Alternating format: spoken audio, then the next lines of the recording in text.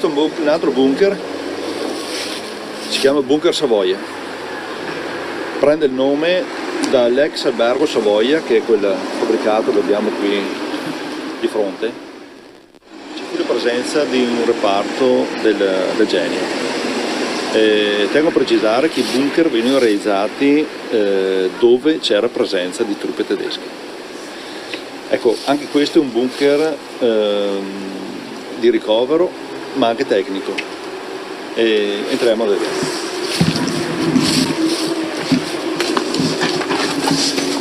Vedete l'imponente paraschegge per garantire appunto la sicurezza in caso di esplosione della sua esterna.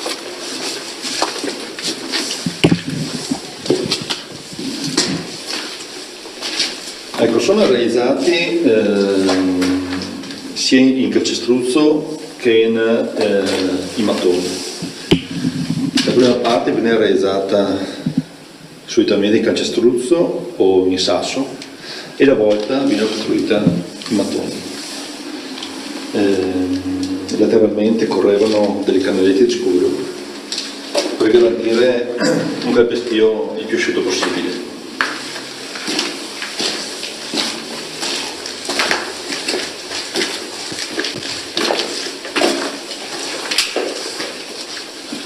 Questo bunker è suddiviso in varie stanze, vedete ci sono ancora i resti delle porte.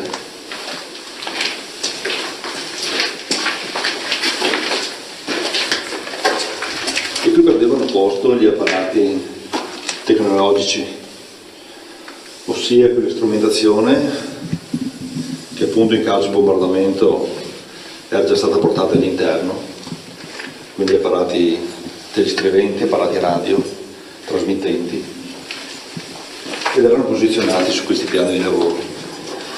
Le mensole in ferro sono ancora originali dell'epoca, queste tavole sono state ricostruite.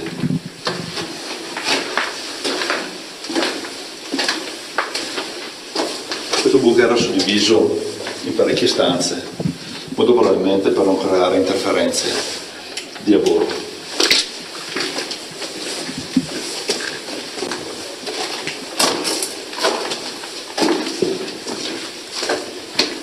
Per rendere un minimo confortevole questi ambienti che dovranno essere vissuti nel minor tempo possibile, ovviamente in caso di estrema necessità, il pavimento era stato dotato di un tavolato. Si vedono ancora le tracce dei solchi delle travi, praticamente dove c'erano delle travi di legno, e sopra era costituito un tavolato per permettere alle persone che lavoravano qui dentro di avere i piedi praticamente appoggiati sul legno anziché sul terreno.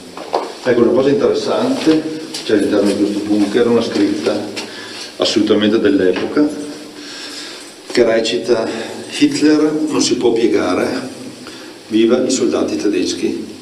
Ecco, questo non sappiamo se è stata scritta da un tedesco che conosceva l'italiano o se è stata scritta da un italiano magari sotto dettatura di qualche tedesco. Non lo so, non sapremo mai.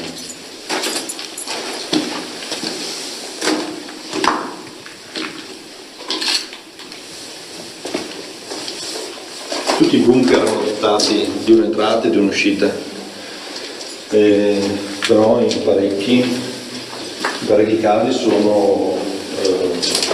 l'uscita è stata chiusa o per franamenti o per vari motivi, insomma.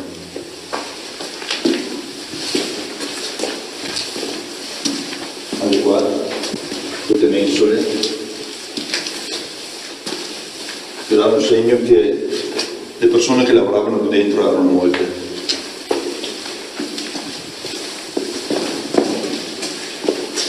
Questa parte è costruita interamente in calcestruzzo e se guardiamo la volta possiamo vedere i ponci che venivano realizzati di volta in volta. Praticamente scavavano il terreno veniva asportato all'esterno, veniva armata la volta con dei passi più o meno da 70-80 cm, si gettava e poi si andava avanti così, a cominciare a pezzi alla volta.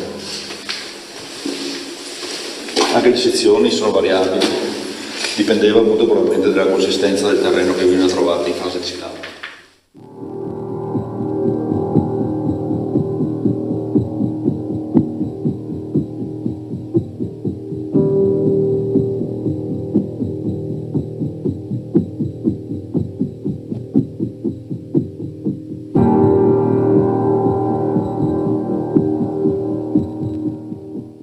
prossimità dell'uscita. Qui vediamo un altro paraschegge, quella è proprio l'uscita.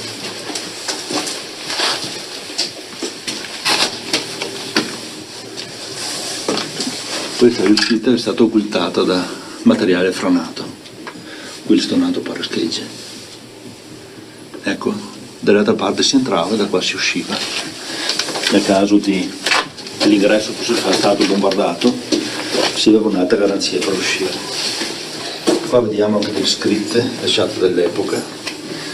Ci sono degli iniziali, ci sono delle date. 1944.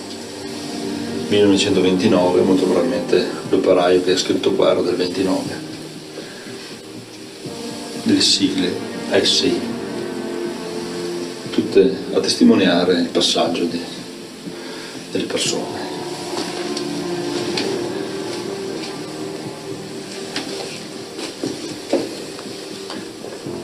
Qui tirano fuori le aperture praticate per il passaggio dell'aria. Quando le porte erano chiuse per garantire un minimo di circolazione d'aria, erano state costituite queste aperture.